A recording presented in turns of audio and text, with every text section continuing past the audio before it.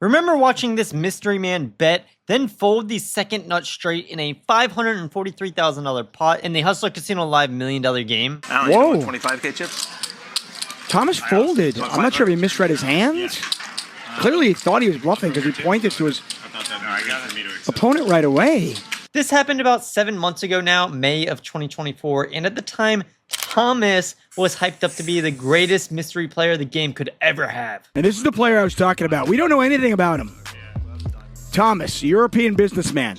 A real god amongst men whose presence we'd be blessed to witness. And in terms of action, he certainly delivered, losing $2.7 million in the span of just 2 days. But when fans saw a hat, hoodie, fully masked up, totally silent personality type, some were left a bit disappointed and confused. Now, thanks to this 50-page indictment, we finally know why Thomas went to such great lengths to stay under the radar. The man held a double life with a sparkling clean image as one of the top Supreme Court litigators in the world, while at the same time in a downward gambling spiral involving tens of millions of dollars of unpaid poker debts and taxes. To keep his head above water, he lied and made false statements year after year, and the government built a huge case on him. The headlines for this recent story hardly scratch the surface, and the details are more shocking than any poker hand you'll ever see him play. We are talking playing heads up versus billionaires, traveling from Macau back to the US with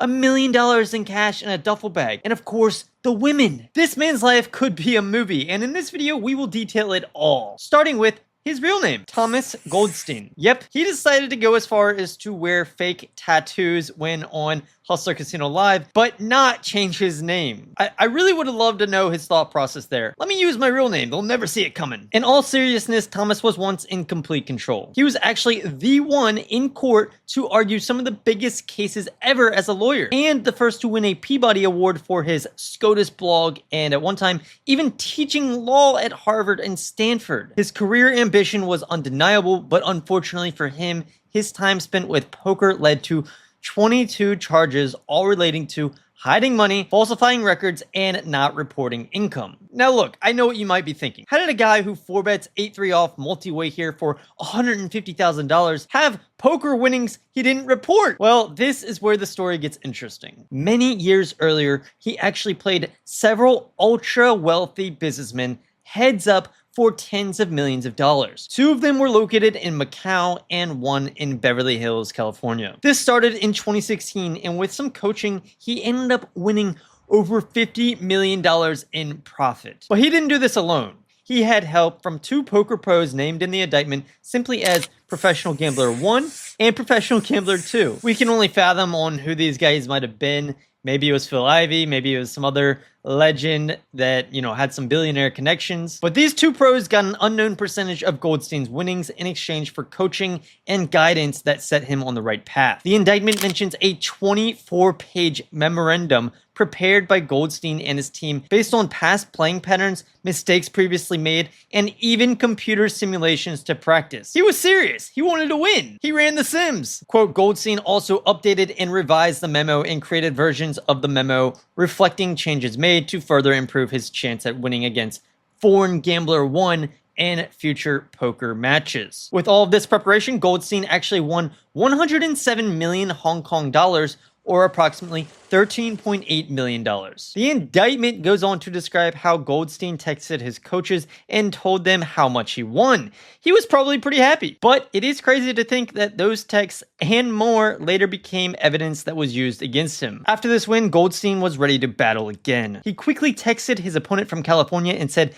"I've got the money, let's go." This prompted the 2 to meet very soon after in November and December of 2016. During this time, Goldstein won $26,435,000. After this second glorious win, Goldstein headed back to Asia and played the second wealthy businessman, and he continued to win. This time, 69 million Hong Kong dollars, or about $8.8 million. Once again, they've got him confirming these winnings via text to the Professional Gambler 2, who this time we know had a 2% piece, resulting in $178,000 based on the exchange rate at the time. That day, Professional Gambler 1 got paid as well, holding a larger 5% piece for a $403,000 payout. One of the greatest parts of this indictment is how it mentions Goldstein stating he calculated the win rate versus the 3 targets. Our average win rate was $660,000 per hour over an extended period of 77 hours. Gross winnings came to $50,820,000. Of course, with all of this, he never properly reported, and the chase from the government was on since then. If you ever see yourself winning big, be sure to get an accountant that specializes in gambling like Ray from Conler and Associates. He is at the WSOP every year to answer questions around poker and taxes. Ray says he has seen more letters than usual for underreported income by gamblers, so the IRS is really looking for guys like Goldstein. He continued to gamble and of course had some big losses, of which he'd end up illegally reporting as legal fees through his business. The indictment continues describing how, with the help of one of the foreign gamblers, Goldstein transferred some of the money to varying accounts outside the US, like in Montenegro. Due to Goldstein not paying any taxes in 2016 simply because he didn't bother and didn't want to, the IRS contacted him and they entered into a payment agreement for 2016 and 2017 where he'd presumably paid what was owed. He avoided paying anything up until 2021. In February of 2017, Goldstein played another Californian businessman who is reported to be in the real estate market. This time, he lost more than $9.5 million. He was no longer backed by any pros and was responsible for paying the loss immediately. This is the part of the indictment where things get blurry as we go from knowing he just won $50 million to now struggling to pay back just $9.5 million. We're not really given any reason, and we can really only speculate it's because much of the $50 million went to paying back other debts he owed and of course continued losses. So as a result of not having the money to pay back the Californian businessman that he lost to, Goldstein developed a scheme to essentially reroute money owed to his business to his gambling accounts. Like we talked about, this guy was one of the top attorneys money could buy, so he is still making money on that end. Anyways, as gamblers do, Goldstein continued playing this new Californian businessman heads up and even invited one of his business partners to invest $500,000 in the next match. Goldstein lied about where the money was being stored, saying it was to, quote, post funds in advance of the match, when in reality it was just of course going back to his debt owed so he could play more. Another amazing part of this story is that Goldstein actually sent an email with a link to a, quote, online gambling related forum, which included a discussion thread in which certain poker aficionados had commented that the Californian businessman was a poor poker player. He wants to make his business partner feel a little more comfortable giving away $500K. And let me know, guys, what do you think? Is this 2 plus 2? What poker form is this? And who is the Californian businessman? This thread has to be out there. Until mid 2017, Goldstein ended up losing more than $16 million to him. I guess he wasn't too bad at poker after all. That or Goldstein just really sucks. The indictment repeatedly mentions Goldstein owing large sums of money each year in taxes, but willfully choosing not to pay and instead spend the money on luxury items and gambling debts and other personal payments such as ladies that aren't his wife. What you are about to hear and see is what I would define as how Goldstein treated the random in his life. Quote, between 2016 and 2022, Goldstein was involved in or pursued intimate personal relationships with at least a dozen women, transferring hundreds of thousands of dollars to them from his financial accounts or joint bank accounts he set up with the women, and paying for travel and other expenses for many of them. He sounds like a good guy. But now time for the main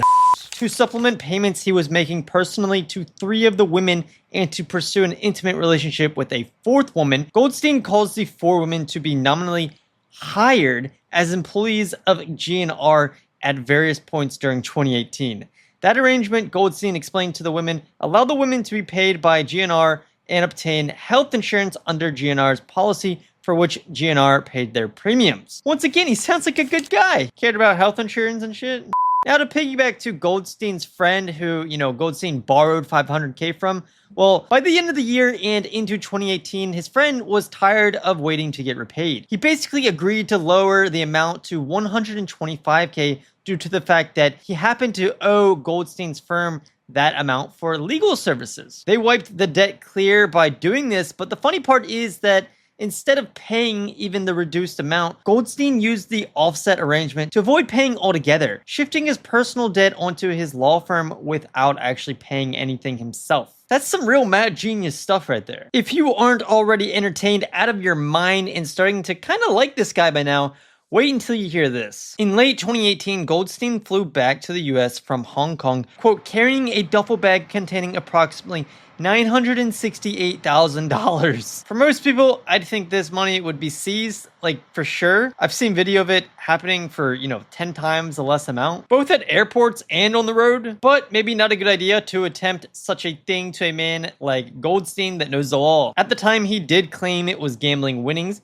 but as you probably know by now, he didn't report it on his taxes, and even years later in 2020, lied and said it was just a loan. As I read this indictment, we know that didn't work. Moving on, Goldstein would repay a large chunk of his previous $15 million plus debt from the Californian businessman, but he still owed $6 million and began failing to make payments. Due to this, the businessman requested Goldstein, quote, sign a note promising to pay down his $6 million debt on a regular schedule with interest. Goldstein agreed on $30,000 a month until the year of 2030, when $2.4 million would be owed as one final payment. This is how the two finally settled. Well, until now, when the Californian businessman prays Goldstein doesn't go to jail. And if you thought Goldstein would be retired from poker by now, you'd be wrong. In year 2019, he played a Hollywood movie producer and lost $170,000. The debt was satisfied with a wire from his firm,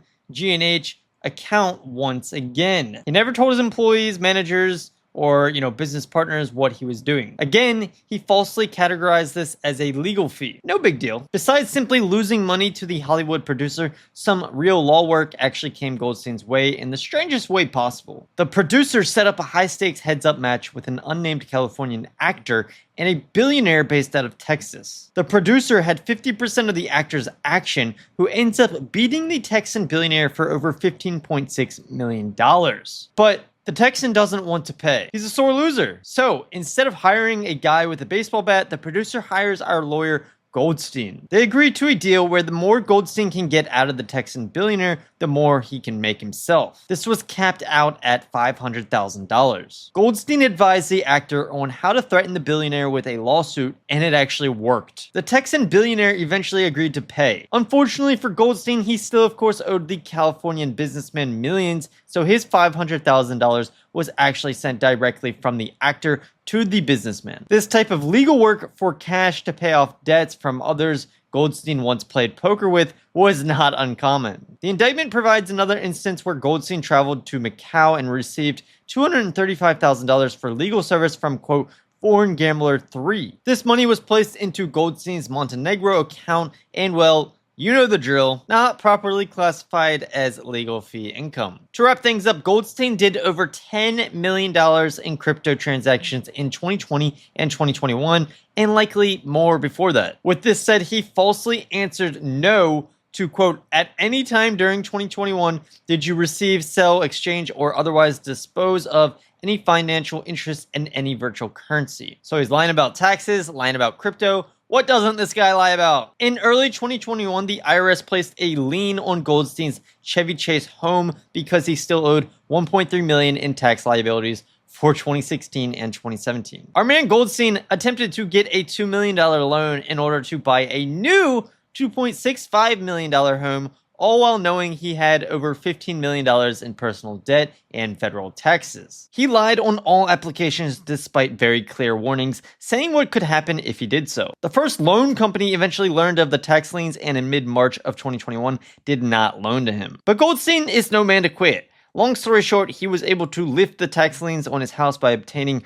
funding through his firm. He, quote, effectively borrowed $1.6 million and an additional $4 million from the funder, allowing him to purchase the new home. Do what you gotta do to keep the wife happy, right? I will say it is pretty ironic Goldstein finally ended up paying the 2016 and 2017 taxes with money that was also not his. And for a man so smart when it comes to the law, you have to assume he knew this would all catch up to him. Or maybe he just got too comfortable degenning as a poker player and just didn't care. Let me know who you guys think these various high-stakes poker people are that are unnamed throughout the indictment. Poker.org says one of the foreign gamblers is likely Triton Poker's Paul Fua, as Goldstein was at a time his lawyer when he was arrested in 2019, but released due to a technicality that Goldstein had to have found. Poker News has also confirmed Dan Bilzerian's relation to Goldstein. The two were BFFs for a long time, Bilzerian describing Goldstein as his, quote,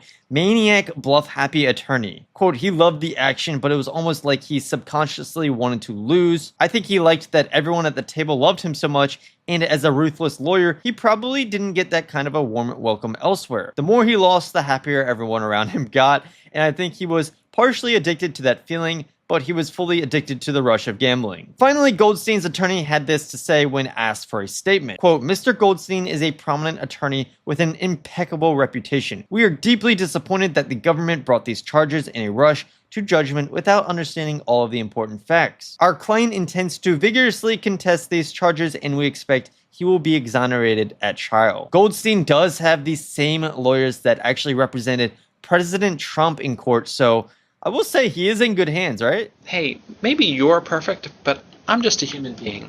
Every day, I wake up with just one goal, and that's to make the millions of other Americans who, like me, graduated from college with a not quite B average look good. And I think it's working. Yeah, definitely. I think we nailed it.